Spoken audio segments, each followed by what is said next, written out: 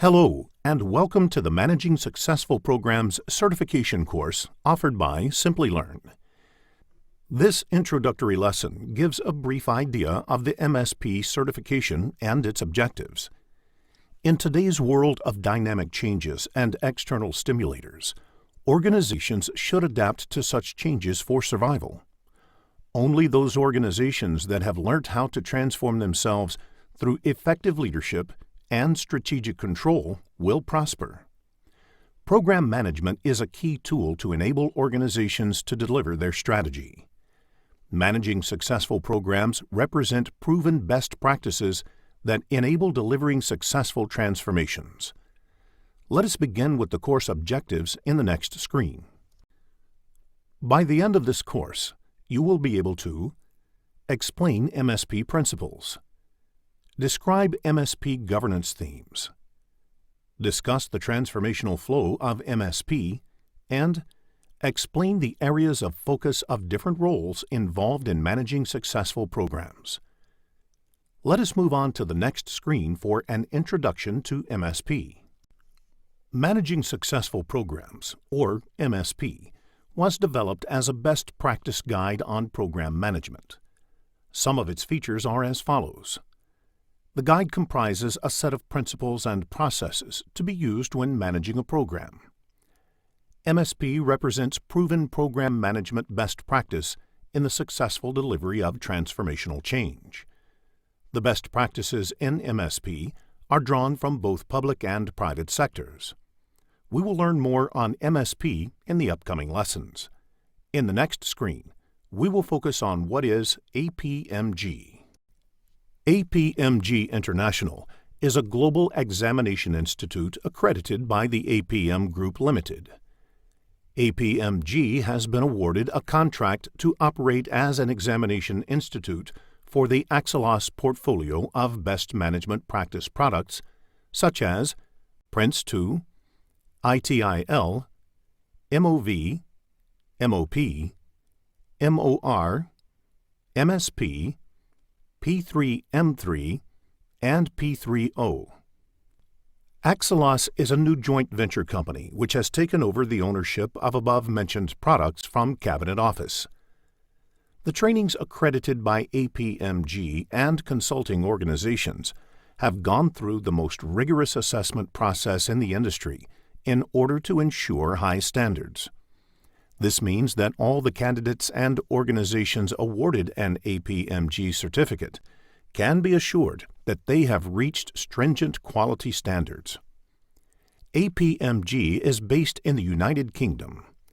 APM Group operates worldwide with offices in the UK, the USA, Germany, Malaysia, India, Australia, China, and South Africa, amongst other countries. It is the official accreditor of the UK government's Cabinet Office for qualifications based on their best practice guidance portfolio. APM Group is in turn accredited by the United Kingdom Accreditation Service, or UKAS, against the EN 45011 and ISO IEC 17024 standards for several accreditation schemes it delivers. In the next screen, we will understand what value MSP holds for a professional. MSP is one of the most widely known program management guidebooks. An individual with MSP certification will always be better positioned in a lead program. The main benefits are utilizing best practice in program management to successfully deliver transformational change, carrying out coordinated organization, directing and implementing a dossier of projects and transformation activities to achieve outcomes, and realizing benefits of strategic importance to the business. Managing transition of solutions developed and delivered by projects into the organization's operations while maintaining performance and effectiveness, encouraging realistic expectations of the organizational capacity and the ability to change, and leading business transformation accommodating high levels of complexity, ambiguity, and risk. In the next screen, we will focus on what value MSP holds for an organization. Organizations that hire MSP-trained individuals or train their managers in MSP have added benefits of having professionals who are adept at aligning corporate strategy, delivering mechanisms for change, and the business-as-usual environment. The MSP-trained individuals are trained to continually monitor progress, assess performance, realize benefits, and apply a common framework of understanding for all the programs. This also gives added value as it helps them to see the overall picture of the program. MSP adds value by explaining the focus on benefits and encourages feedback in order to refine future strategies based on evidence from programs. MSP-trained individuals are more aware of the upcoming pitfalls and thus are better prepared to avoid them and lead the program. Also, the individuals working with an MSP-certified professional in a program will learn a lot and add value to the organization. In the next screen, we will look into what the updated 2011 edition of MSP includes. MSP has been updated to 2011 edition guide, and since Monday, 5th August 2013, candidates take exams based on the 2011 edition. Let us look into the highlights of the updated edition. One of the major changes is that the lessons on governance themes now have a section outlining how a theme relates to each of the transformation flow processes. New hints on practical ways to apply the guidance have been added to the guide.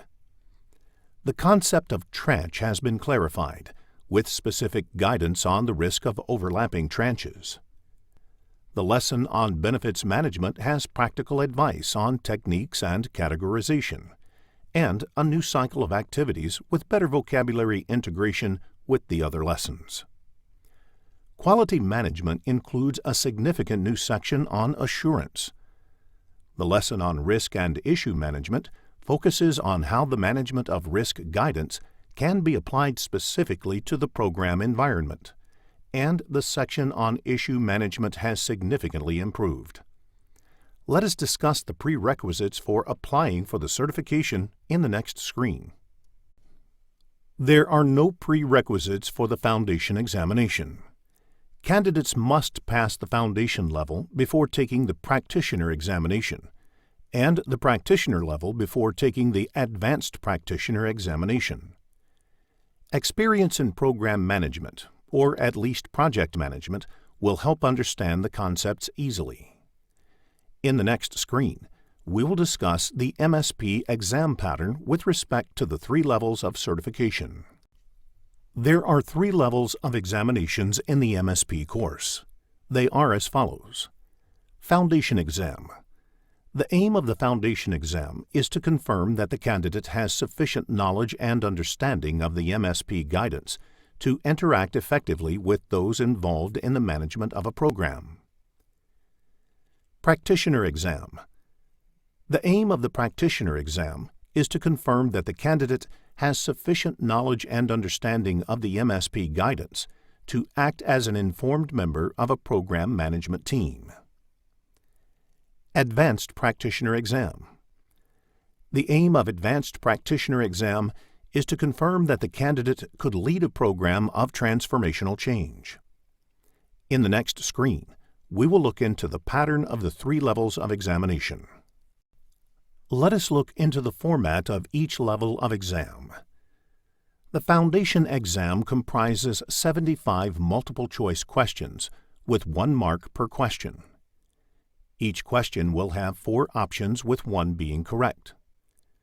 5 questions will be for trial and not counted in scores. 35 marks are required to pass out of the 70 marks, which is 50% of the total. The duration of the exam is 60 minutes and will be a closed book exam. No support material or guide will be allowed. The practitioner exam also has objective-type questions with 8 questions per paper based on small case study provided during exam.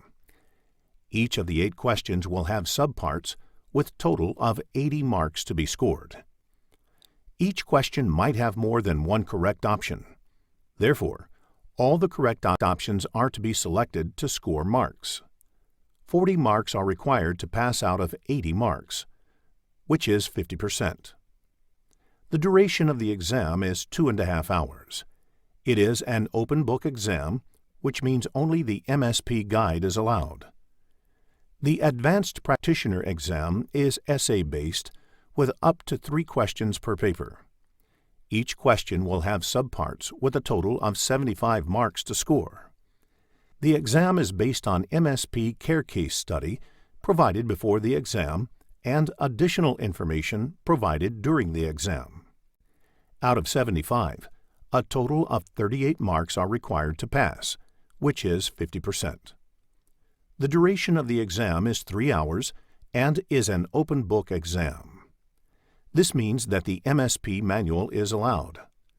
Other material in the form of course notes, examples, copies of presentations, etc. can be used during this examination, but no electronic aids such as laptops may be used. In the next screen, we will focus on what is covered in this tutorial. This tutorial has 3 parts. Part 1 will include Introduction and Program Management Principles. Part 2 explains the governance themes. Part 3 explains the transformational flow. The supporting materials provided are as follows. There are 140 quizzes in the MSP Foundation course offered by Simplilearn. 2 sets of sample test papers are also provided to help the candidates prepare well for the MSP Foundation, Practitioner, and Advanced Practitioner exams.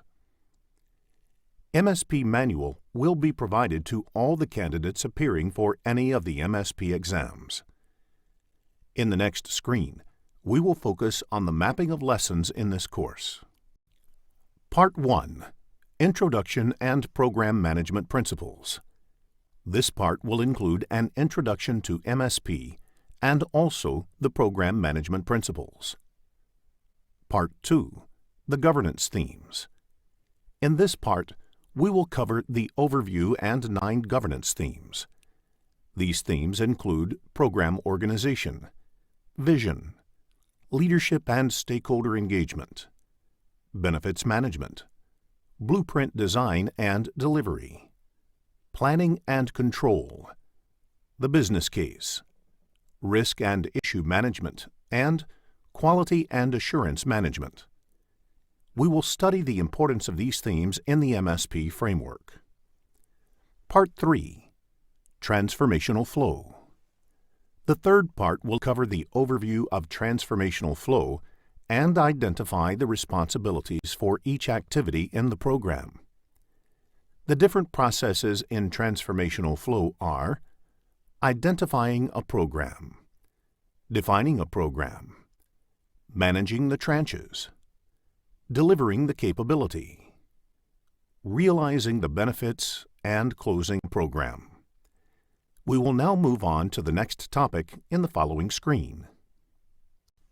In the following screens, we will discuss the MSP Advanced Practitioner course, which will be a separate 2-day course. As mentioned earlier, for the Advanced Practitioners course, only those candidates who have proven their aptitude for MSP by clearing the practitioner level will be eligible. The candidates will be provided access to the Simplilearn online course material and MSP care case study prior to the class for further discussions. The training will be scheduled for 2 days and will include review of MSP principles, themes, and transformational flows in depth. We will continue to focus on MSP Advanced Practitioner course in the next screen. MSP care case study and sample papers are also provided to give in-depth understanding of MSP. The training will help candidates discuss their real-life experiences in terms of MSP. Candidates will be familiarized with the exam process and tips will be provided. By the end of the second day, candidates will be ready to appear for the Advanced Practitioner exam. This concludes an overview of the MSP course. The next lesson will focus on an introduction to MSP. This lesson focuses on the types of programs, information baselines, and the circumstances where MSP can be used. Let us begin with the objectives of this lesson in the next screen. By the end of this lesson, you will be able to explain the types of programs, describe information baselines, identify the circumstances for using MSP, discuss the program impact matrix. In the next screen, we will discuss different types of programs. Vision-led programs, emergent programs, and compliance programs are the three types of programs. Let us discuss each type in detail. The first type of program is vision-led program. Vision-led programs came into existence to deliver a clearly defined vision owned by a leader in an organization. This tends to be a top-down approach as the instructions come from higher management. These programs will normally focus on innovation or strategic opportunities. For example, in public sector, we often come across different kinds of programs. Different political parties will initiate different kinds of programs as their ideologies differ. The second type of program is emergent program. Emergent programs emerge from concurrent, uncoordinated projects currently existing within the organization. Program emerges as there is a need to ensure that the projects coordinate to deliver the desired changes and benefits. Once recognized, it evolves in planned program with its own vision and direction. The third type of program is compliance program. Compliance programs are must-do programs and are often driven by external events like legislative changes. In this case, the outcome is measured in terms of avoiding negative implications rather than benefits. Through all these different types of programs, we identified that there are certain drivers for change which motivate the organizations to go for a program. These changes can be in economic environment, driven by the need to be more competitive, to comply with legislation or guidelines, or a need to adapt to the changing market. The other reasons can be random events like natural catastrophes, new technologies, aim to go global, or tapping new sales channels. All the above-mentioned reasons affect the relationships with stakeholders, work culture, organizational structure, business process, etc., and thus need to be carefully managed. In the next screen, let us review the different types of information baselines that are available in MSP. In most cases, information baselines are created at various stages during the program and maintained throughout the program. There are three main classifications of the information baselines. They are boundary, governance, and management. Let us now understand each of these in detail. Boundary. These documents set out the scope and direction of the program. They will identify what needs to be done in a program and also identify the goal. Some examples are business case, benefit profile, projects dossier, vision statement, etc. These documents should not be updated too frequently, as it indicates that the program is not sure of its direction. Governance. These are the documents which set the standards and frameworks within which a program will be delivered. These documents also define how the program will be managed. Some of the example documents are organization strategy, risk management strategy, quality and assurance strategy, etc.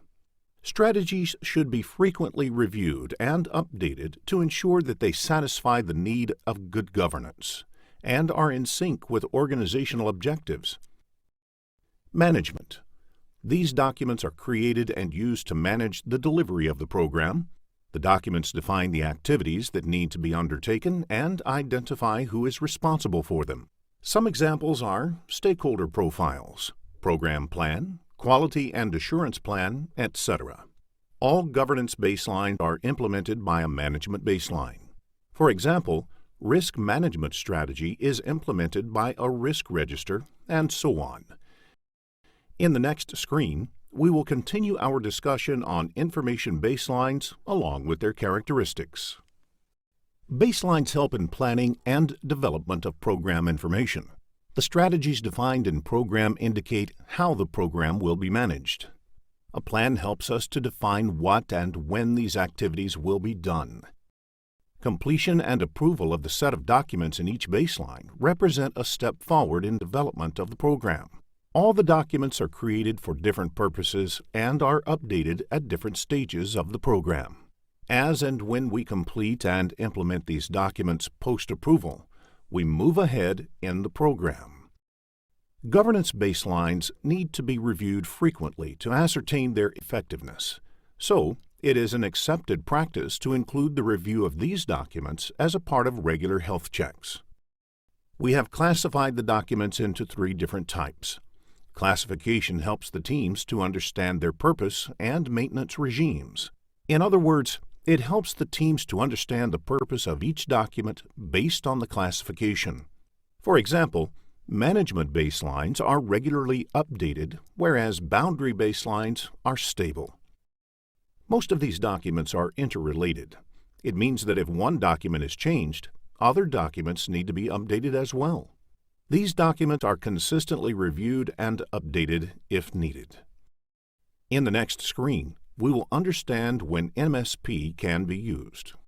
MSP can be tailored down in cases where the requirements are known and there is much less ambiguity on how to proceed. For example, for delivering new facilities in specification-led programs, the complexity of specifications may be high, but the scope will be well defined and adjusted to suit the circumstances.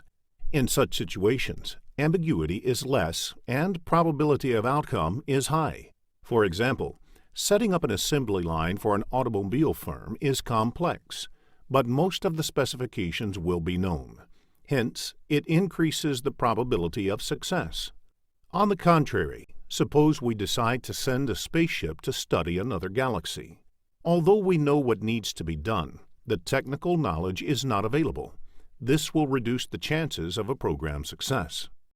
However, business transformation programs are different. The focus here is on transforming the way the business works, like mergers, etc. These programs are vision-led, and there is likelihood of higher ambiguity about overall implication of the changes and higher risk. For example, if an organization plans to change the way it carries out its marketing, there might be some impact on suppliers or customers as well. Greater the impact on customer and market, greater are the levels of ambiguity and risk.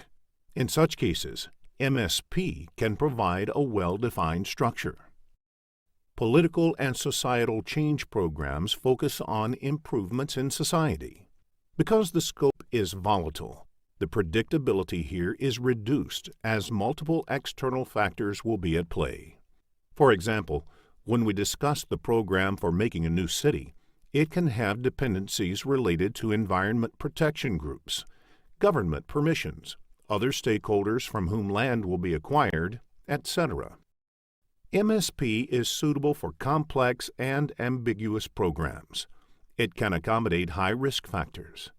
MSP is primarily designed to lead and deliver transformational change. In the next screen, we will discuss business alignment. Programs do not exist as standalone. Programs must coexist with other initiatives, and adoption of MSP must deliver coherence. Focus needs to be given to other influence groups and governance committees that have vested interest in the program and may find their sphere of influence in conflict with program. Program vision statement must be relevant and aligned to corporate objectives, mission statements, strategies, policies, and similar important documents. Blueprint is a complex document, but it should not be missed out of program definition. This is a key document for pulling together the information that currently exists to help gain credibility for program and team. Some organizations use terms like target operating model or to-be state, which may be used for similar purposes. While defining benefits, it is always advisable to involve operations areas early. This will help in bridging the gap as it is the operational team which is asked to deliver the benefits. Creating a lighter benefits profile will help people to understand the concepts before imposing the full rigor. Program may have to select a few existing projects while closing a few other projects. The selection should be treated sensitively, as there will be stakeholders, like project executives, who will have strong views on what happens to their initiative. In the next screen, we will discuss the Program Impact Matrix. Program Impact Matrix depicts how different types of changes give a different focus for the program and how they impact the probability of outcome. For example, in technological programs, probability of outcome is high for known complex design, but the probability of outcome decreases when technology is new to organization or unproven in field. Scale of implementation is another factor. Bigger the scale, lower is the predictability of outcome. This is in case of specification-led programs. Similarly, in business transformation, the program is better placed to deliver the outcomes if we have defined best practices to implement them. But predictability decreases with involvement of external stakeholders and volatility of market. The more the factors that influence outcomes, the less is the predictability of the same. For community or societal programs, it is easier to implement a change to legislation, but it becomes difficult when changes are aimed to change societal values and behaviors. We recommend you go through the table given on the screen for a better understanding of the concept discussed. In the next screen, we will focus on an example based on the concepts discussed. Nutra Worldwide is a U.S.-based organization that produces healthy snacks and cereals. Mr. Smith is working as the CEO of NutraWorld, Inc. He has received 3 reports from different branches of the organization seeking his advice. Report 1 states that the packaging department of Nutra Worldwide, Inc. has realized that the complaints with respect to defective packaging have been increasing at a rate of 6% per quarter. They have found the reason to be an aging packaging unit. The solution identified is to upgrade the packaging unit in line with the new packaging unit of Manchester. Report 2 states that the region head, Carol Stafford, has suggested that they come up with a new product that can be launched as an evening snack and to promote it in the office cafeteria. The idea is a new one and can bring a lot of profit for the organization if successful. As per Report 3, the Yorkshire County has passed a new law that makes it mandatory for organizations to reduce the sugar percentage to 2% in their cookies for children. Nutra Worldwide, Inc. has to act fast to ensure that their cookies satisfy the criteria. The organization may need to change the recipe to maintain the taste. Mr. Smith needs to decide which of the above programs need the use of MSP. Let us find the solution to the problem in the next screen. Mr. Smith needs to focus on 2 aspects. 1. Predictability of outcome, and 2. Focus of change. In case of report number 1, the predictability is high as it suggests to replicate the solution already implemented in the Manchester unit. The specifications seem to be well defined. This scenario can be handled without MSP, or a leaned-down version of MSP can be used. A leaned-down version implies that not all the documents and procedures need to be followed. In case of Report 2, the scenario is related to business transformation, and a new product needs to be developed for a section which has not been targeted earlier. As such, the probability of outcome is low, so the MSP framework should be strictly enforced. In case of Report 3, the scenario is such that failure to comply will lead to products being withdrawn from the market. Nutra Worldwide, Inc. may need to change the recipe of their products. As such, the MSP framework should be strictly enforced. Let us summarize what we have learned in this lesson. There are 3 types of programs, namely vision-led, emergent, and compliance programs. The 3 information baselines in MSP are boundary, governance, and management. MSP can be used for programs which are specification-led, bring about business transformation, and address political and societal change. Program Impact Matrix depicts how different types of changes give a different focus for the program and how they impact the probability of outcome. Next, we will look at a few questions based on the lessons covered so far. Hello, and welcome to Lesson 2 of the Managing Successful Programs certification course offered by Simplilearn. In the previous lesson, we looked into the introduction of MSP framework. It consists of 3 components like program management principles, governance themes, and transformational flow. In this lesson, we will focus on the principles of managing successful programs. Let us begin with the objectives of this lesson in the next screen. By the end of this lesson, you will be able to identify the constituents of the MSP framework, explain the 7 principles of program management. Let us move on to the next screen to discuss the MSP framework. In the MSP framework, the outermost ring constitutes the program management principles. This ring shows the importance of principles and highlights the fact that the other core concepts of governance themes and transformational flow have to work within these principles. The second ring shows the governance theme, and the inner ring represents the transformational flow. In the next screen, we will focus on a brief introduction to the principles of MSP and find out how they help in program management. MSP is a common framework for understanding all programs, as it is based on some principles which are universally applicable to all programs and are self-validating as they have been proven in practice. They empower the practitioners with added ability and influence to shape the transformational changes aimed by the program. There are 7 principles that constitute MSP. The first principle is remaining aligned with corporate strategy. This means that at no point of time the program should deviate from the organization's strategy. The next principle is leading change, which emphasizes that change should be led effectively. The third principle is envisioning a better future and communicating the same. This means that we need to share the future aimed by the program. The fourth principle is focusing on benefits and threats to them. This ensures that all benefits are realized and threats to them are managed. The fifth principle is adding value, which means that the program should add value to the organization. The sixth principle is designing and delivering a coherent capability. This principle focuses on delivering a capability that is useful and in sync with the program objectives. The last principle is learning from experience, which tells us not to repeat the mistakes that might affect the success of the program. We will now discuss these principles in detail. Let us begin with the first principle in the next screen.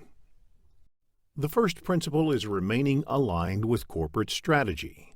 This principle is focused on creating a robust and flexible working environment for the program to help it adjust to strategic changes.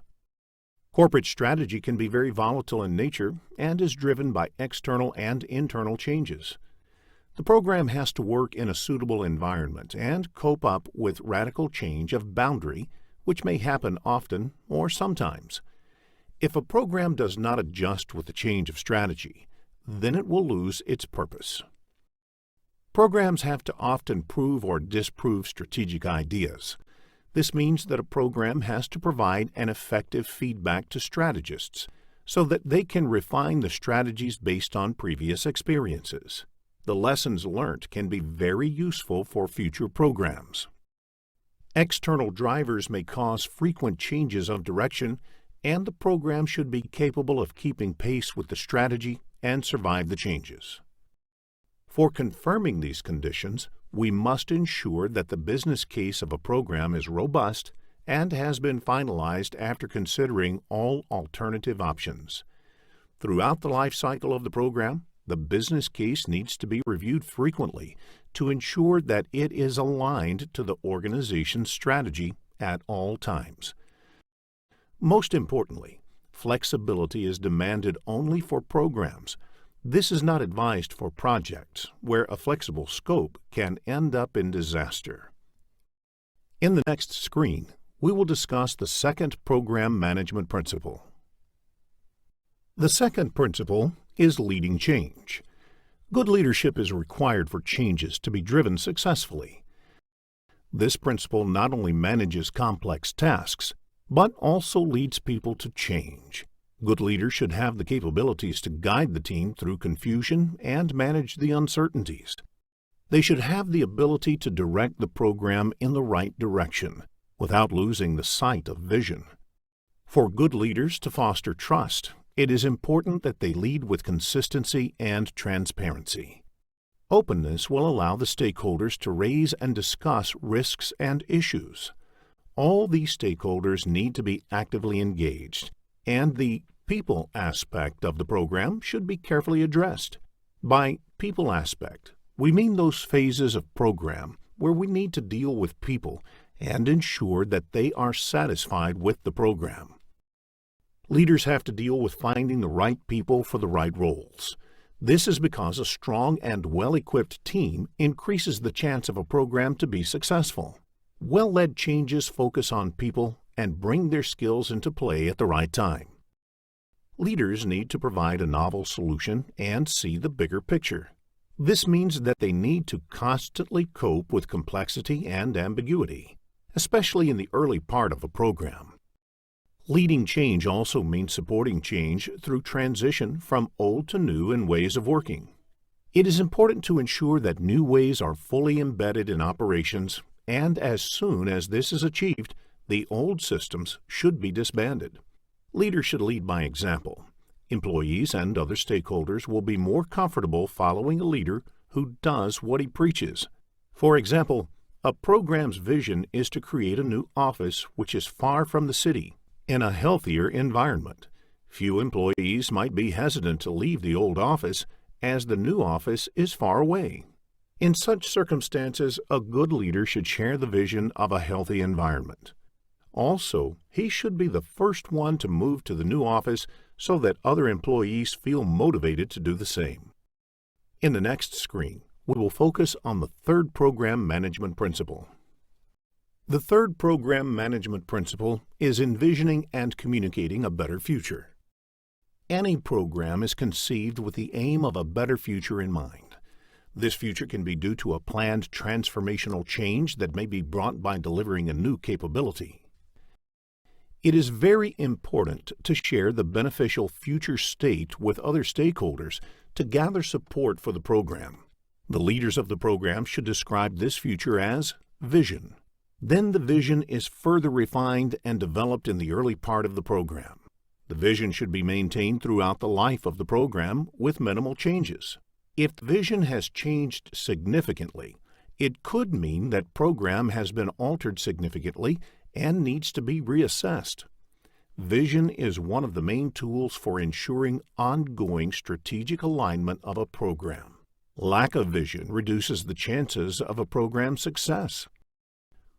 Once the vision is created, it is important that it is shared with all stakeholders through clear and consistent communication.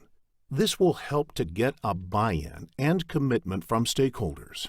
Also, vision is something that has to be communicated repeatedly to ensure that stakeholders remember it well. A program that doesn't have a clear and well-defined vision will leave stakeholders confused about its future intent. So, it's the task of the leader to develop a vision and maintain it throughout a program. Let us now have a look at the fourth program management principle in the following screen. The fourth program management principle is focusing on benefits and threats to them. Any program is conceived with the vision that it should achieve the strategically aligned benefits of the organization. All the activities in a program are focused to realize the planned benefits. A program is judged by its ability to deliver these benefits. However, the program also has to ensure that all these benefits are of strategic importance. Programs should not only focus on day-to-day challenges, but also be ready to manage strategic and long-term issues or threats to the benefits and optimize all opportunities to maximize them. Benefits management should be at top of the program board agenda. The success of the program is assessed by the ability to achieve benefits. In the next screen, we will discuss the fifth program management principle. The fifth program management principle is adding value. A program is not only an umbrella for multiple projects, but it also adds value to them. A program should deliver more benefits as compared to the individual outputs delivered by the constituent projects. If a program is unable to add such value, it is better we close the program. Now let us revisit the example of developing a city we discussed in Lesson 1. Each project is going to deliver output in the form of a road, a transport system, or a house.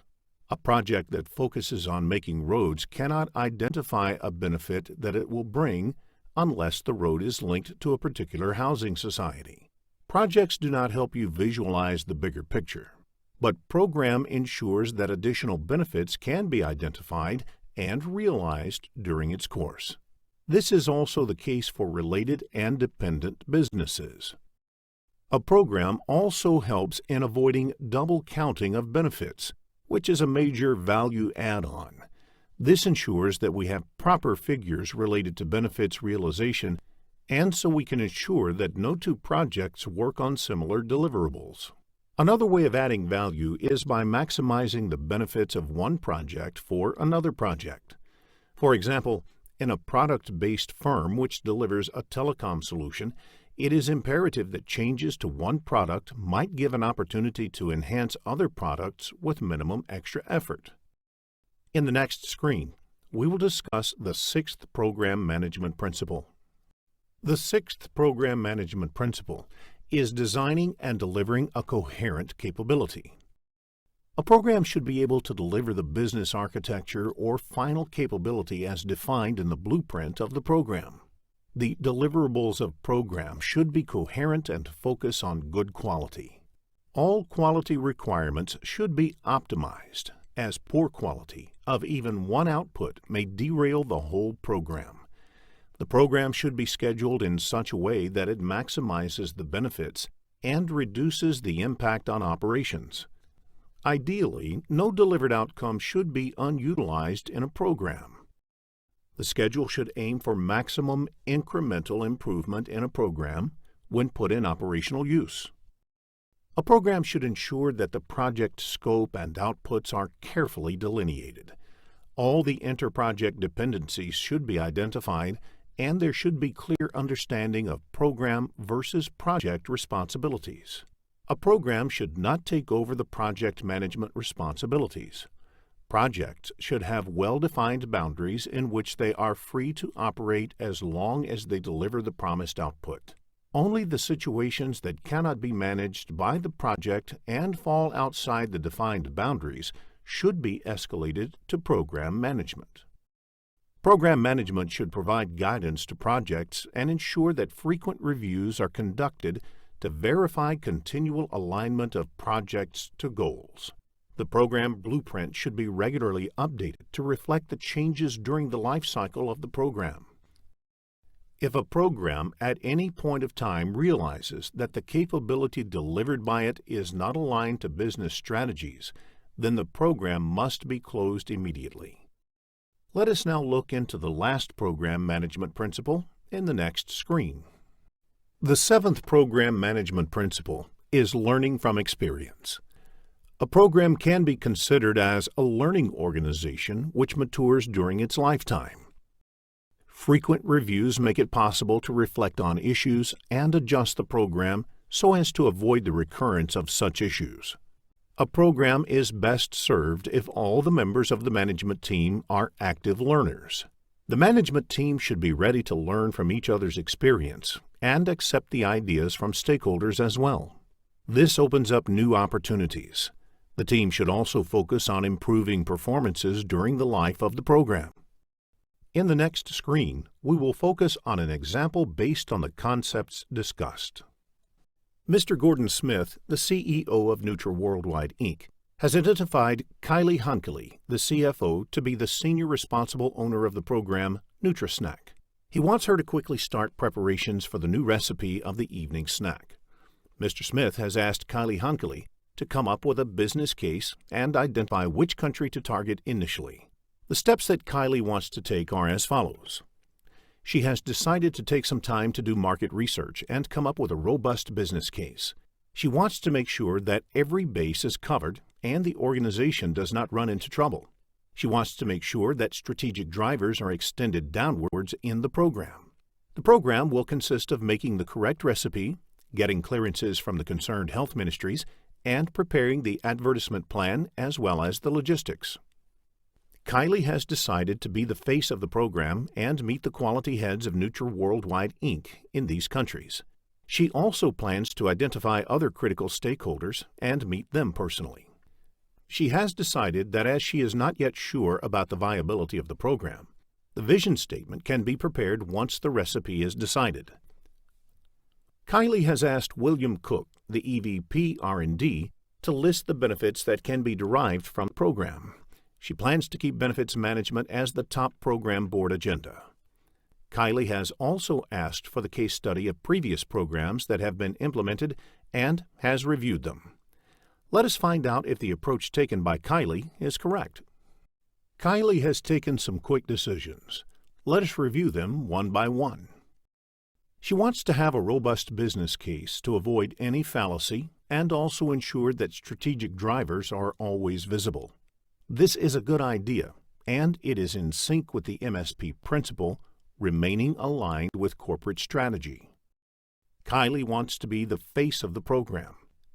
This is again a correct approach. She is showing everyone that she believes in the success of the program and thus increases the morale of the program team. Her willingness to deal with stakeholders is in sync with the principle, leading change. Delaying the vision statement, though, is a bad approach. Vision statement is necessary to communicate the benefit of the program. Lack of vision statement will confuse the stakeholders as well. Ensuring that all the benefits are listed and benefits management is the key agenda of the program board is in sync with the principle, focusing on benefits and threats to them. The ultimate success of the program is based on its ability to deliver the planned benefits. While reviewing previous programs, Kylie has shown her willingness to learn from them. It is in sync with the principle, learning from experience. It ensures that new programs learn from the best practices of previous programs and at the same time avoid similar mistakes.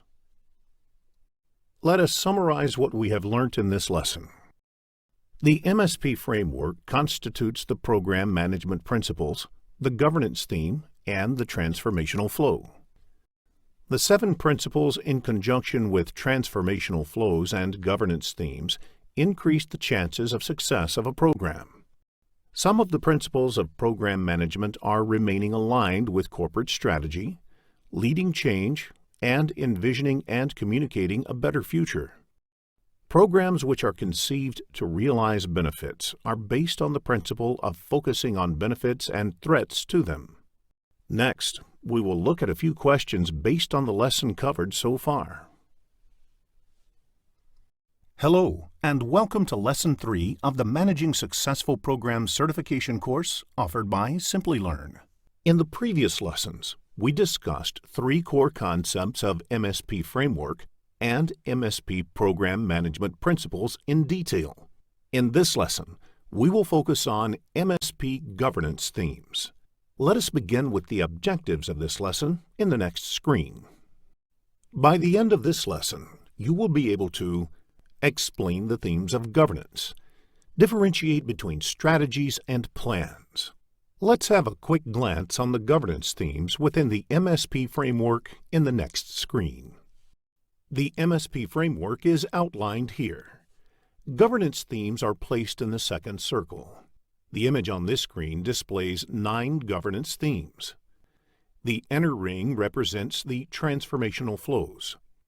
The governance themes are program organization, vision, leadership and stakeholder engagement, benefits management, blueprint design and delivery, planning and control, the business case, risk and issue management, and quality and assurance management.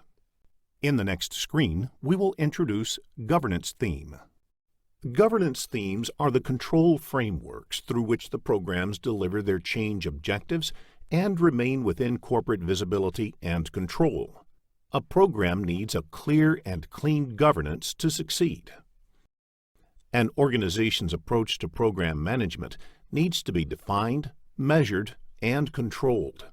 The governance themes allow the organization to negotiate the resources by placing the right leadership, delivery team, robust organization structures, and control information in place.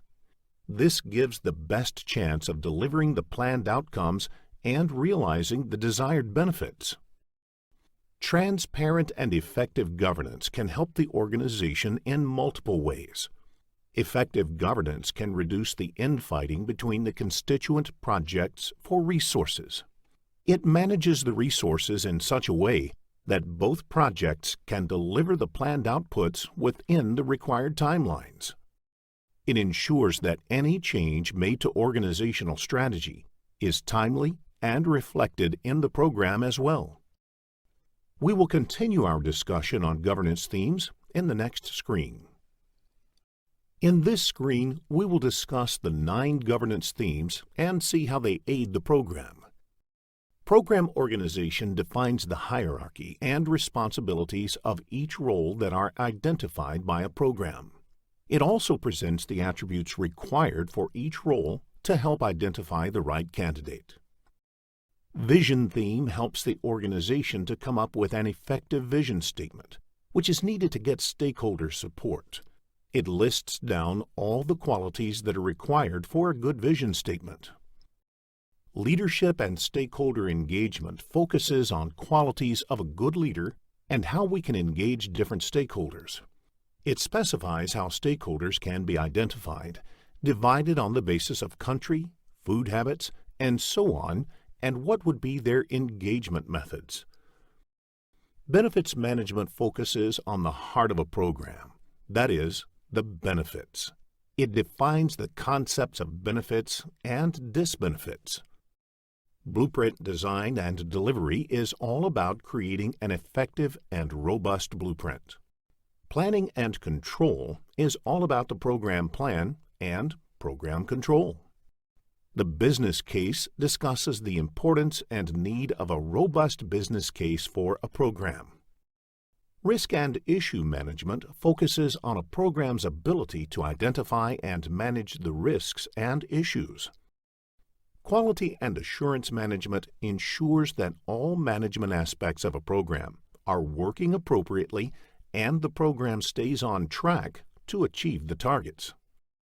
In the next screen, we will discuss the content of each theme in MSP. For each theme, we will learn related strategies, approaches, and plans that will help in implementing the themes in MSP. This will give us an insight into how a theme is implemented in a program. We will also discuss the tools and techniques that can be used to support and manage all the themes. Each theme will highlight the MSP documentation, which is developed as a part of the theme. It focuses on the context of the program and provides control for the program. For each theme, we will also study the activities that should be regularly undertaken to ensure that the theme is practically being applied to program. And finally, we will discuss the roles and responsibilities of people involved in the program for successful application of the theme. Let us now understand the strategies and plans and the basic difference between them in the next screen.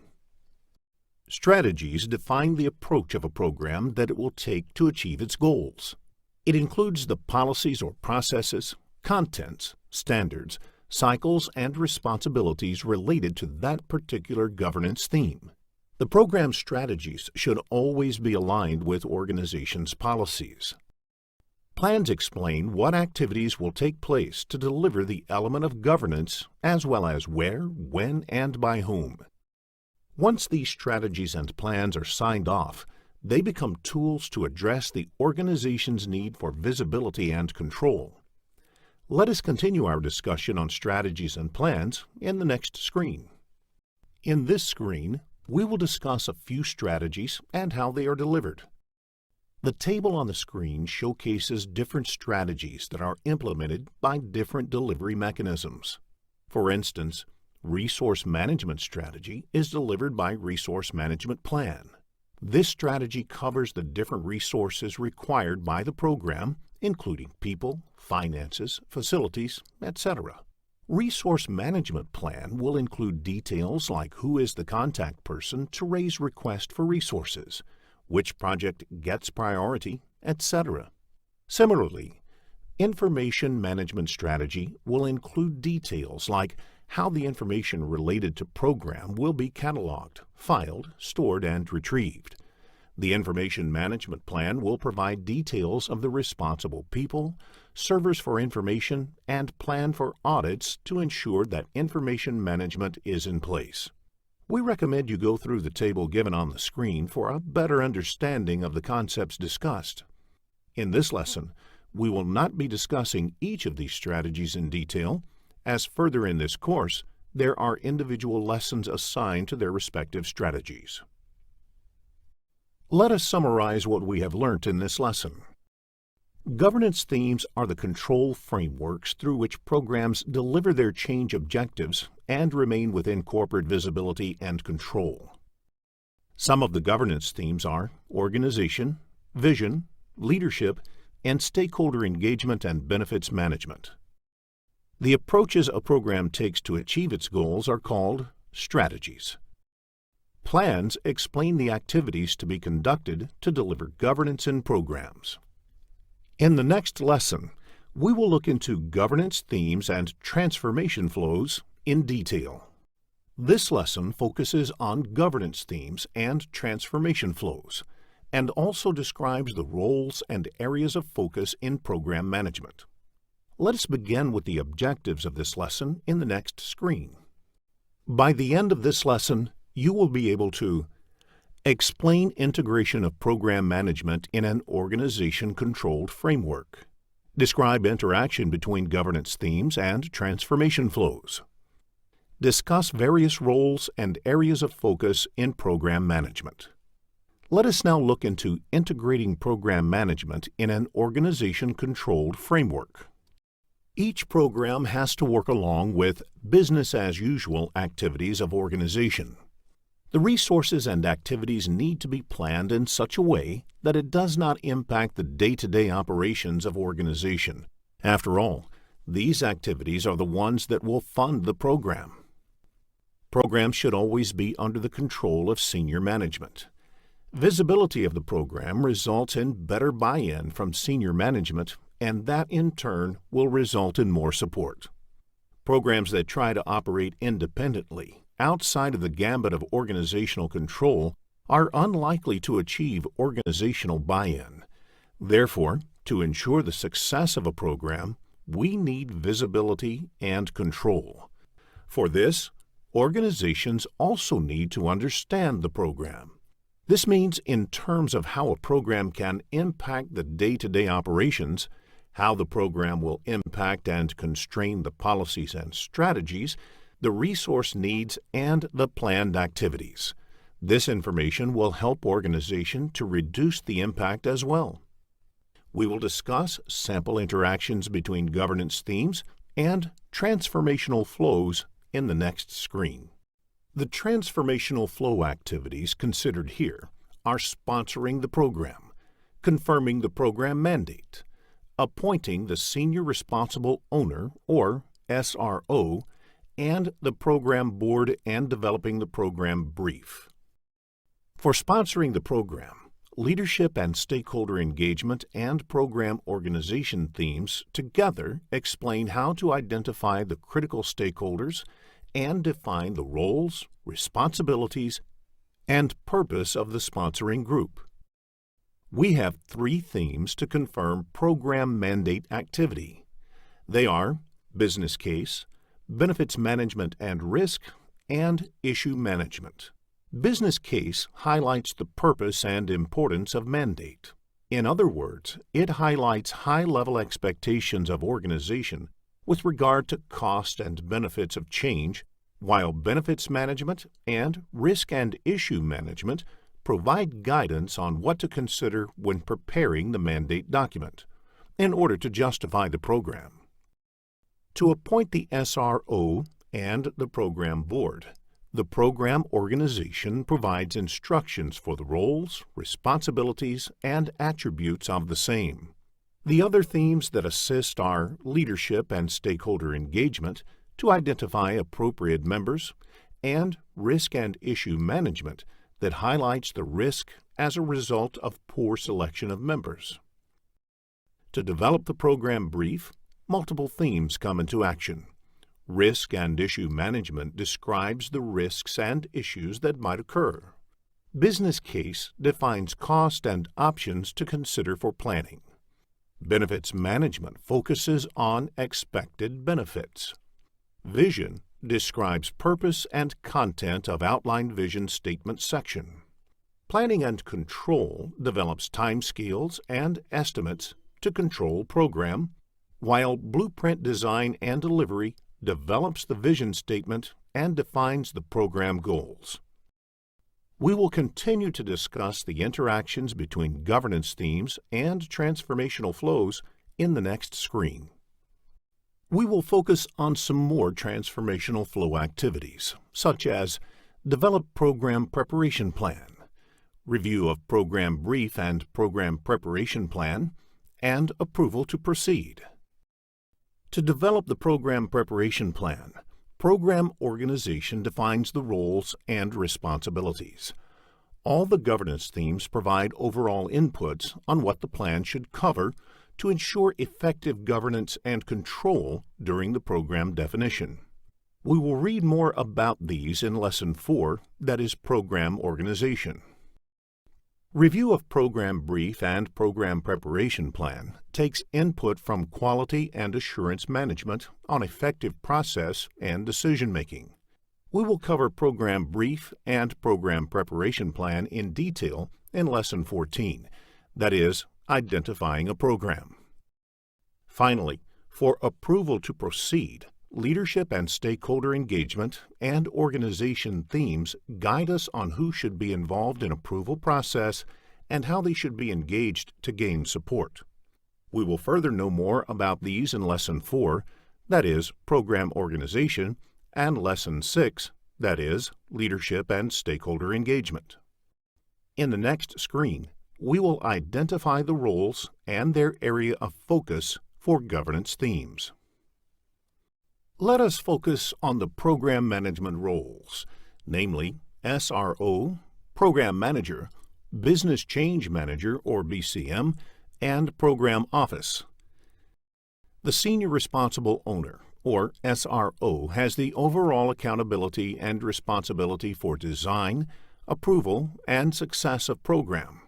The SRO is responsible for ensuring compliance of program with corporate controls, governance strategies, and initiations of assurance reviews. The Program Manager focuses on design and implementation of program governance strategies and ensures its alignment to corporate strategies in consultation with corporate governance bodies. The Program Manager will initiate the stakeholder consultation and also support the SRO in program management. The Business Change Manager reviews and contributes to governance development and control. They will implement the governance arrangements where the impact is on operations. They focus on monitoring the performance of operations during transition. BCMs also have to provide their inputs for program assurance reviews. However, their specific focus will always be on benefits and stakeholder governance. The Program Office maintains the records for program and supports governance assurance reviews. It will ensure all governance arrangements are in place on behalf of the Program Manager. The Program Office will also monitor the program and conduct assurance and audit reviews. It will assist programs and constituent projects by providing expertise to support assurance reviews on other programs' control. Let us summarize what we have learnt in this lesson. Organizations need to understand the program in terms of business-as-usual controls and impact on policies and strategies. For a transformational flow activity, like sponsoring the program, leadership and stakeholder engagement and program organization themes interact to explain the identification of critical stakeholders. The important program management roles are the Senior Responsible Owner, Program Manager, Business Change Manager, and Program Office. Next, we will look at a few questions based on the lessons covered so far. This concludes an overview of governance themes. In the next lesson, we will focus on the concept of transformational flow in detail.